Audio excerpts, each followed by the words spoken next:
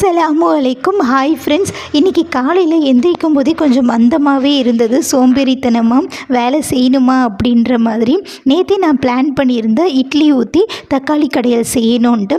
சரி, அது மதியத்துக்கும் சேர்த்து செஞ்சுட்டா ஒரு வேலை முடிஞ்சிடும்ன்ட்டு ஒரு குக்கரில் 10லேருந்து 15 சின்ன வெங்காயம், 8 தக்காளி, 10 பல் பூண்டு, மஞ்சள் தூள், மிளகாய் தூள், தனியாத்தூள், முழுகிற அளவுக்கு தண்ணி சேர்த்து குக்கரில் 3 விசில் விட்டு எடுத்துக்கலாம். அப்புறமேட்டு மற்ற வச்சு நல்லா கடைஞ்சி விட்டுட்டு ஒரு தாளிப்பு கொடுத்துடலாம். அதுக்கு எண்ணெய் ஊற்றி கடுகு, ஜீரகம், வெந்தயம், காஞ்ச மிளகாய் கிள்ளி சேர்த்துக்கணுங்க. இதுதான் இதில் ஹைலைட்டு.